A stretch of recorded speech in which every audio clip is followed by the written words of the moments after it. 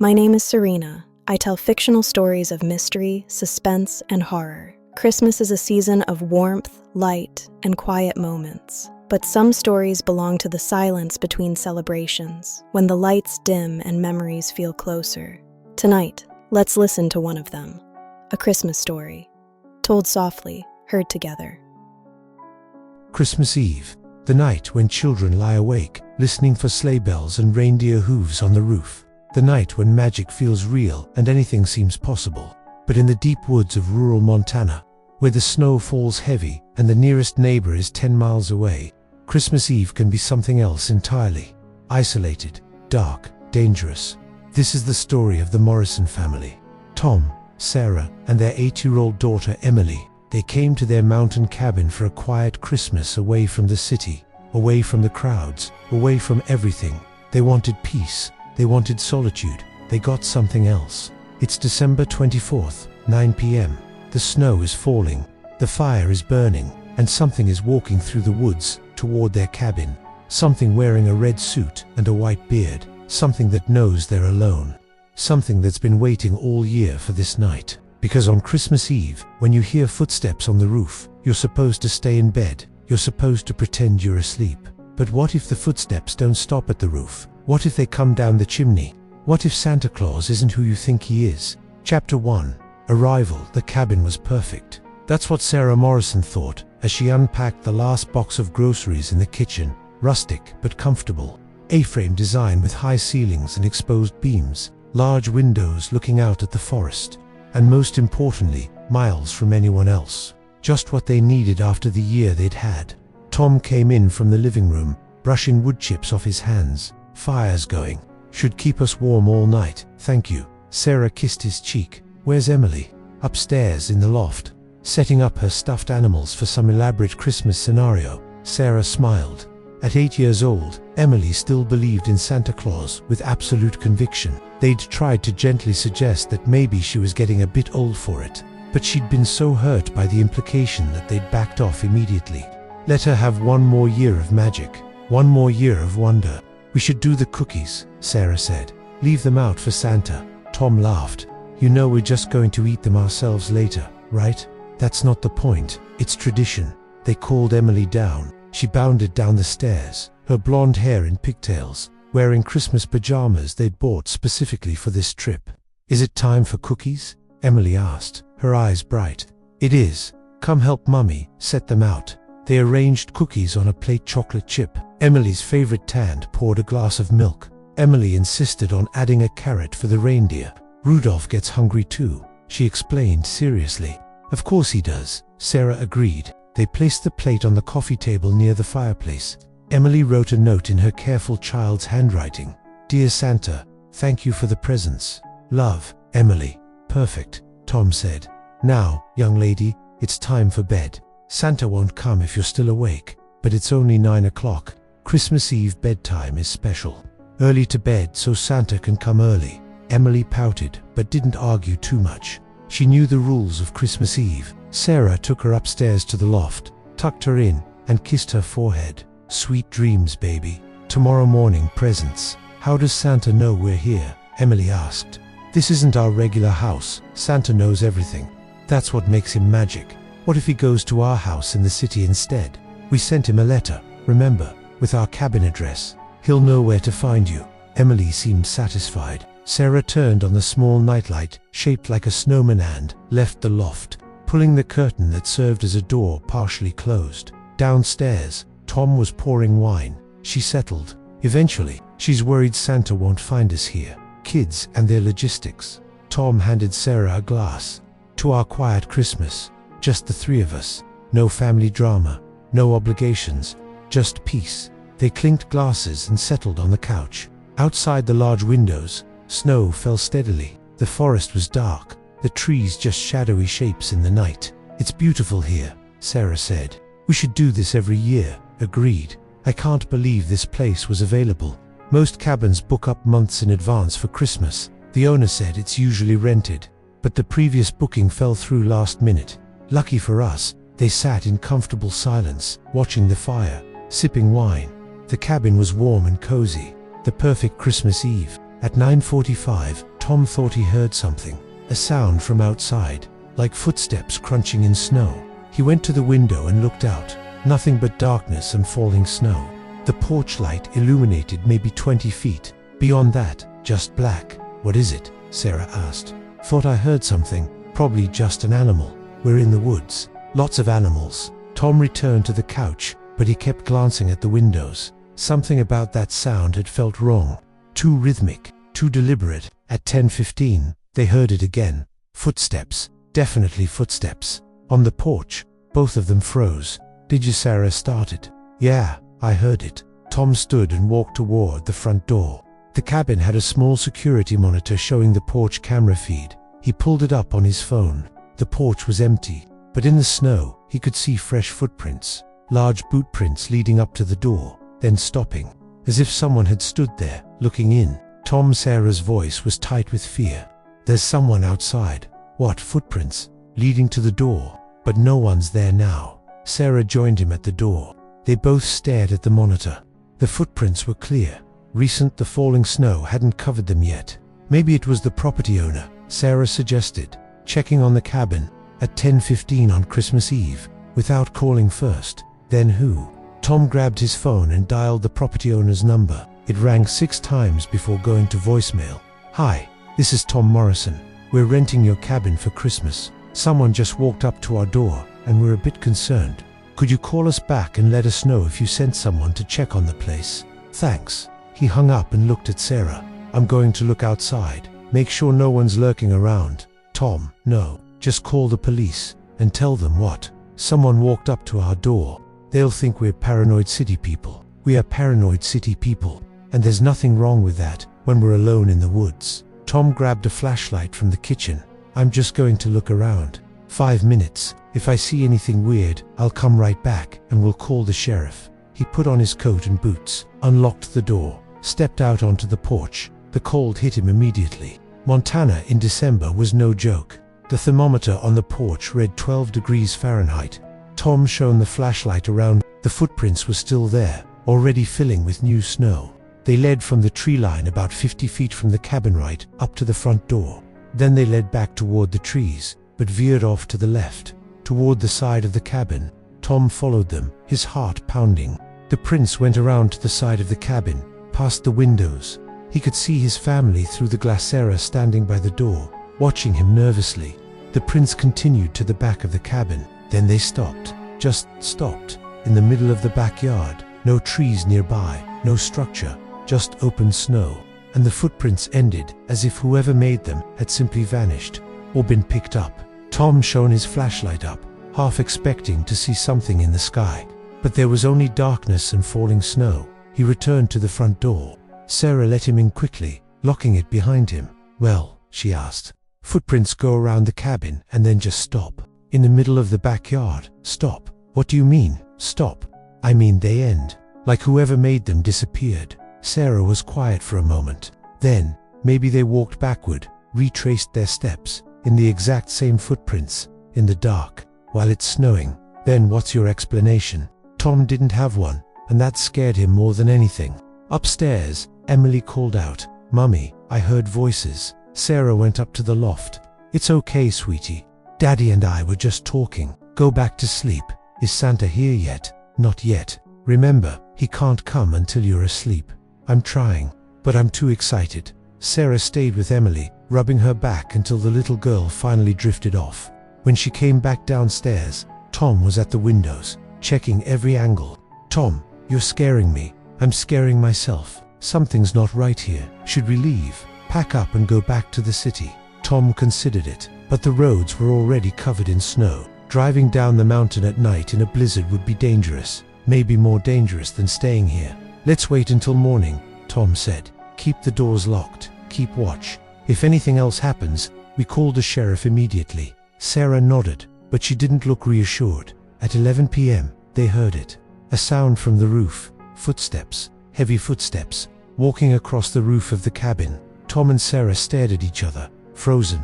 "It's just snow falling," Sarah whispered. "Chunks of snow sliding off the roof." But it wasn't. They both knew it wasn't. The footsteps walked the length of the roof, stopped, started again, like someone pacing, looking for something. Then they heard it. A sound that made Sarah's blood run cold. A laugh, deep, jolly, ho ho ho, coming from the roof. Chapter 2. The chimney. Emily sat up in bed, her eyes wide with wonder. Santa's here. She threw off her covers and ran toward the stairs. Sarah intercepted her. Emily, no, back to bed. But Santa's here. I heard him. He's on the roof.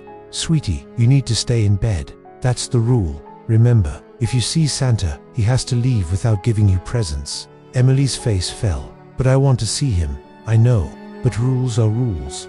Now please, back to bed. Quickly. Tom joined them at the top of the stairs. Listen to your mother. Right now. There was something in his voice, hardness Emily wasn't used to, that made her obey immediately. She climbed back into bed, looking scared now instead of excited. Is something wrong? She asked in a small voice. Everything's fine, Sarah lied. We just need you to stay up here. Okay, stay in bed. Don't come down no matter what you hear, even if I hear presents being delivered. Even then, Sarah pulled the curtain fully closed and came back downstairs. Tom was standing by the fireplace, looking up at the chimney. It's coming from up there, he said. The footsteps had stopped. Now there was a different sound. Scratching, like something was in the chimney, trying to get down. Oh God, Sarah whispered. It's actually trying to come down the chimney. Tom grabbed the fire poker, held it like a weapon. We need to call the sheriff, now. Sarah pulled out her phone. No signal. She tried again. Nothing. Tom, I don't have service. What? We had service earlier. I know. But now, there's nothing. Not even one bar. Tom checked his phone. Same thing. No signal at all. The weather, he said. The snow must be interfering. But they both knew that wasn't true. They'd used their phones just an hour ago. The snow wasn't that much heavier now. Something was blocking their signal. The scratching in the chimney intensified, then stopped. Silence. Tom and Sarah waited, hardly breathing. Then, from the chimney, a voice, deep, distorted, not quite human. I know you're down there. I can smell the cookies, the milk, the fear. Sarah grabbed Tom's arm. What is that? I don't know, the voice continued. You've been naughty, both of you. Did you think I wouldn't know? Did you think I wouldn't come? This isn't real, Sarah said. This can't be real. Oh, it's very real, the voice replied, as if it could hear her. I see you when you're sleeping. I know when you're awake. I know if you've been bad or good. Stop it, Tom shouted. Whoever you are, get off our roof. We've called the police. Laughter echoed down the chimney. No, you haven't. I made sure of that. We're all alone out here. Just you, your wife, your daughter, and me. And I'm coming down the chimney, just like you told her I would. Tom looked at the fireplace.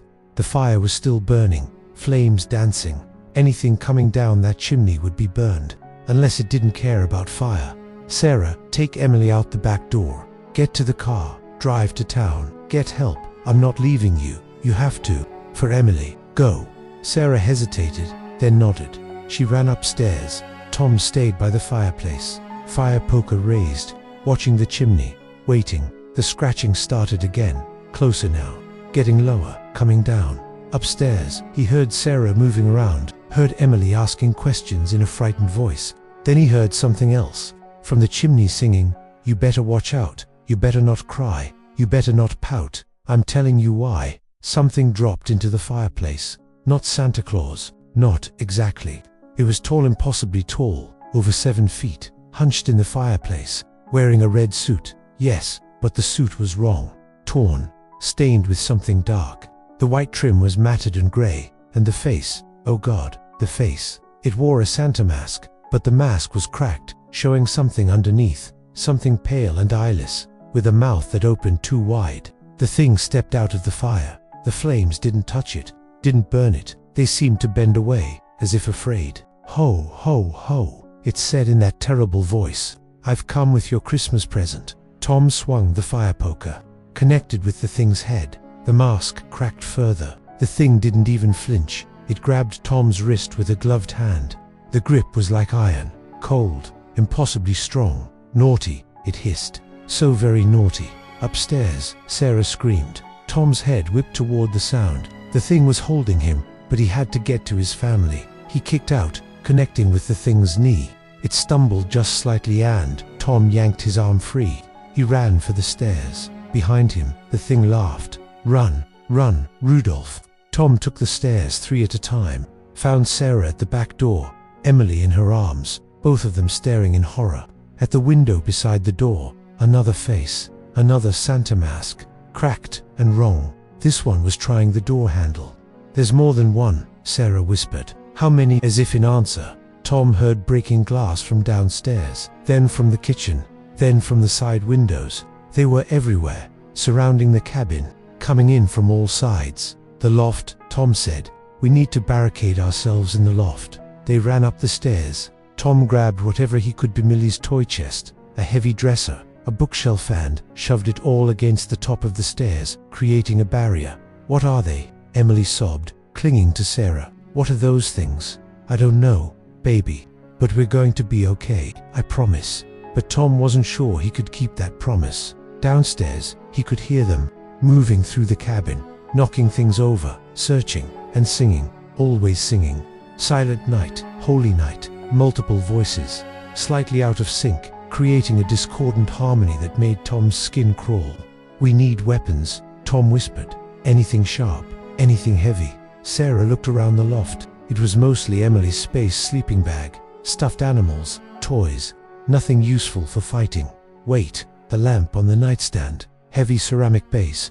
Tom grabbed it, unplugging it from the wall. It wasn't much, but it was something. "Stay behind me," he told Sarah. "If they get through the barricade, they won't." Sarah said firmly, "They won't." But even as she said it, they heard footsteps on the stairs, slow, deliberate, coming up. The barricade shook as something pushed against it from below. Little pig, let me come in," one of the things called up. "Not by the hair of our chinny chin-chins," another responded, and they all laughed. The barricade shook harder. The toy chest started to slide. Tom pushed back against it, trying to keep it in place. But whatever was pushing from below was strong, too strong. "Tom, look," Sarah whispered. She was pointing at the window. The loft had a small dormer window overlooking the front yard. Through it, Tom could see more of them. 5, 6, 7 at least, all wearing those terrible Santa suits, all wearing those cracked masks, standing in the snow, looking up at the cabin, waiting. "Why are they doing this?" Sarah asked. "What do they want?" Tom didn't have an answer. The barricade gave way. Chapter 3. Midnight. The toy chest crashed down the stairs. The dresser tipped over. The bookshelf fell, and up through the gap came one of the things, crawling on all fours like an animal, moving in a way that was all wrong joints, bending backward, neck twisting at impossible angles. Tom swung the lamp, connected with the thing's head.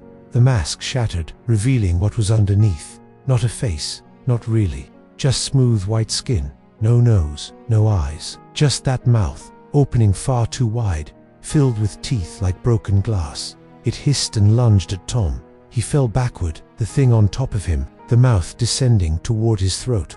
He could smell it rot and pine needles, and something sweet like candy canes left out too long. Sarah grabbed a metal clothes hanger from the rack, straightened it, stabbed it into the thing's back. The thing shrieked a sound like tearing metal and reared back. Sarah pulled Emily toward the dormer window. "We have to go through," she said. "It's the only way out." "That's a 12-foot drop onto snow-covered ground," Tom said, getting to his feet. "Better than staying here." She was right. Tom grabbed a blanket and wrapped it around his fist, punched through the window. The glass shattered outward. Cold air rushed in. Below, the 7 Santas looked up, started walking toward the cabin wall, like they knew what the family was planning. "We jump on 3, Tom said. "Land in the snow. Run for the car. Don't stop. Don't look back." "Daddy, I'm scared," Emily said. "I know, Pumpkin, but you have to be brave. Can you do that for me?" Emily nodded, tears streaming down her face. Behind them, more of the things were coming up the stairs. At least 3 more, maybe 4. 1, Tom counted. The things reached the top of the stairs, started crawling toward them. 2, outside, the 7 Santas reached the cabin wall, started climbing, their gloved hands finding impossible handholds in the wood siding, moving upward like spiders. 3, they jumped. The fall seemed to last forever. Then they hit the snow, hard. The impact knocked the wind out of Tom's lungs, but he forced himself up, grabbed Emily, Sarah was already running toward where they'd parked the SUV, about 40 feet from the cabin. Behind them, the things poured out of the broken window, landing in the snow, getting up, following. Tom ran, carrying Emily, his legs burning. The cold was incredible. They were in pajamas, no coats, no shoes. They wouldn't last long out here, even if the things weren't chasing them. Sarah reached the SUV first, grabbed the handle, locked. Tom, keys. The keys were in Tom's coat, which was hanging by the front door. Inside the cabin. I don't have them. Sarah looked back. The things were getting closer, moving fast now, no longer pretending to be human, running on all fours, their joints bending wrong, their mouths open wide. The shed, Tom said, pointing. There was a storage shed about 20 feet from the SUV. He'd noticed it earlier when they'd arrived. Get inside. Lock the door. They ran for the shed. Tom tried the door. Unlocked. Thank God. They stumbled inside. The shed was small, maybe 10 feet by 10 feet, filled with tools, paint cans, a riding mower. There was a small window barred, thank God, and a single door with a deadbolt. Tom slammed the door and threw the bolt. Seconds later, something crashed into it from outside. The door held, barely. They heard them outside, walking round the shed, testing the walls, looking for a way in. What do we do? Sarah whispered. Emily was between them, shaking from cold and fear. Tom looked round the shed. His eyes landed on a can of gasoline for the mower and a box of road flares for emergencies. An idea began to form. A terrible, desperate idea. I need you to trust me, Tom said. Tom, what are you thinking? The cabin, it's wood, dry wood. If we can get these things back inside it, you want to burn down the cabin. I want to burn them, whatever they are. Fire is the oldest weapon humanity has. Maybe it's the only thing that can kill them. But how do we get them inside? And how do we get out once we do? Tom thought fast. The cabin had a basement, accessible from outside through a cellar door. If they could get down there, they could get back into the cabin through the interior basement stairs, set the fire, trap the things inside. It was insane, but so was everything else about tonight. The cellar, Tom said. We go through the cellar. He grabbed the gasoline can and the box of flares. Sarah grabbed a crowbar from the wall, the only weapon they had. On my signal, Tom said, we run for the cellar door. Don't stop. Don't look back. He took a deep breath, threw open the shed door. The things were right there, waiting. Tom threw the first flare. It ignited on impact, bright red flame in the snow.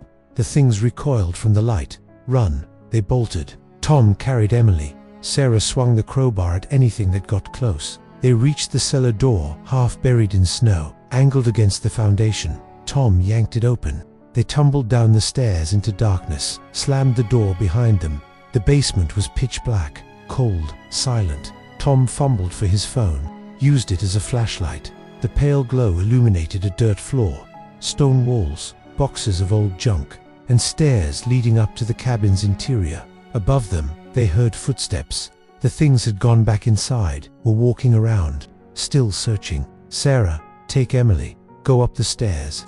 When I say you run out the front door, get to the road. Someone will come eventually. Someone will help. What about you? I'm going to finish this. Tom opened the gasoline can, started spreading it around the basement. The fumes were overwhelming in the enclosed space. Sarah understood what he was planning. Tom, no. You'll never get out in time. I will. I'm fast. But you two need to be ready to run. Daddy, Emily sobbed. Please don't. Tom hugged his daughter, maybe for the last time. I love you, pumpkin. Be good for Mummy. He kissed Sarah. I love you. I love you too. Sarah took Emily up the stairs. Tom heard them moving through the cabin, heard the front door open. Now Tom lit a flare, dropped it in the gasoline. The basement exploded into flame. Fire raced up the walls, across the floor, toward the stairs. Tom ran. The heat was incredible. The smoke choking. He made it to the stairs, started climbing. Behind him, the fire roared like a living thing. He burst into the cabin. Flames were already spreading through the first floor. The things were screaming that terrible metal tearing sound as the fire found them. Tom ran for the front door. It was still open. He could see Sarah and Emily outside, safe in the snow. He was almost there, almost safe. Then something grabbed his ankle. He fell, hard. His chin hit the floor, and he tasted blood. One of the things had him. It was burning flames consuming the red suit, eating away at the false flesh beneath the mask, but it didn't let go. Naughty, it hissed. You've been very, very naughty. Tom kicked out, his foot connected with the thing's face. The mask shattered completely, revealing the horror beneath. The thing's grip loosened. Tom crawled toward the door. The heat was unbearable now. The cabin was an inferno. He reached the door, pulled himself through, into the snow, into the cold, into life. Sarah and Emily grabbed him, pulled him away from the burning cabin. They stumbled through the snow, putting distance between themselves and the fire. Behind them, the cabin was completely engulfed. They could still hear the things inside, screaming, burning, and then, gradually, the screaming stopped. Epilogue: the fire department arrived at dawn. So did the sheriff. By then, the cabin was just a smoking ruin, still too hot to approach. The Morrison family sat in the sheriff's car, wrapped in emergency blankets, drinking hot coffee. Tom had frostbite on his feet. Emily was in shock, barely speaking. Sarah wouldn't let either of them out of her sight. "Can you tell me what happened?" Sheriff Warren asked. He was an old man, weathered and skeptical. Tom tried to explain about the footsteps, the things in Santa suits, the attack, the fire. Sheriff Warren listened without interrupting. When Tom finished, the sheriff was quiet for a long moment. "Folks get cabin fever out here," he finally said, "especially city folks. Darkness plays tricks. So does isolation." "This wasn't cabin fever," Tom said firmly. "There were things, multiple things. They attacked us. We'll investigate once the fire's out. See what we can find." But Tom knew they wouldn't find anything, or if they did, they wouldn't believe it, wouldn't accept it. The fire department captain approached. "Sheriff, you should see this." They walked to the smoking ruins. Tom followed, leaving Sarah and Emily in the warm car. The captain pointed to something in the ashes. Bones. Multiple sets of bones, but not human. Too long, too many joints, arranged in ways that defied anatomy. "What the hell are those?" the captain asked. Sheriff Warren didn't answer, just stared at the bones. Then at Tom. "You and your family should go home," the sheriff said quietly. "Back to the city. Don't come back here." "What are those things?" Tom asked. "I don't know, and I don't want to know. But this isn't the first time something like this has happened. Won't be the last, probably." "What do you mean?" "Every few years, someone rents that cabin for Christmas. And every few years, there's an incident. A fire, a disappearance, something. The owner keeps rebuilding it, keeps renting it out, like he wants it to happen. That's insane. Maybe, or maybe there are things in these woods that are older than us, older than our understanding. Things that know when Christmas is. Things that hunt on Christmas Eve." Sheriff Warren walked away, leaving Tom standing in the snow, looking at the bones. 3 months later, the Morrison family was back in their city apartment. Emily was seeing a therapist, having nightmares, still jumping at sudden noises, but slowly, she was healing. They all were. Tom had done research, found old newspaper articles about the cabin. Sheriff Warren was right, there had been other incidents, other families who'd rented it for Christmas, other unexplained fires and disappearances. The most disturbing article was from 1897. A family of 4 had rented what was then just a simple log cabin. On Christmas morning, neighbors had found the cabin destroyed, the family gone. The only thing remaining was a note, written in shaky handwriting. "They came down the chimney. They wore his face. They sang his songs. But they weren't him. They were never him." Tom saved the article, showed it to Sarah. They agreed they would never speak of that night to anyone who didn't already know. No one would believe them anyway. But they also agreed on something else. They would never celebrate Christmas again, not in a traditional way. No more Santa Claus stories. No more cookies by the chimney. No more pretending that something could come down from the roof bearing gifts, because they knew now what else could come down. What else wore the red suit? What else said, "Ho ho ho"? And they knew they'd been lucky to survive. Closing Christmas Eve, a night of magic and wonder. A night when children dream of presents and parents play Santa Claus. But in the deep woods, where the snow falls heavy and the nearest neighbor is far away, Christmas Eve is something different. It's a hunting night for things that are older than Santa Claus, things that existed before the jolly myth was created, things that learned to wear his face because it makes us open our doors, makes us trust, makes us vulnerable. They know when you're sleeping. They know when you're awake. They know if you've been bad or good. And on Christmas Eve, they come for you. Not all of them, not everywhere, just in certain places, certain isolated spots where the old ways still have power, where the boundary between myth and reality grows thin. So if you're planning a quiet Christmas in a remote cabin, pay attention to the signs. Does the rental seem too cheap, too available? Does the owner seem eager for you to take it? Even when you mention you'll be bringing children, be careful. Listen for footsteps on the roof. Check the chimney. Lock your doors, because Santa Claus might be watching. But something else might be too. Something wearing his suit. Something wearing his smile. Something that's been waiting all year for Christmas Eve. Merry Christmas. And whatever you do, don't stay in isolated cabins on Christmas Eve. Some traditions are better left undisturbed. Some visits are better left unreceived. If this story stayed with you, you're always welcome here. Subscribe to the channel and join us for more stories like this. Quiet, mysterious, and meant to be heard. Until next time.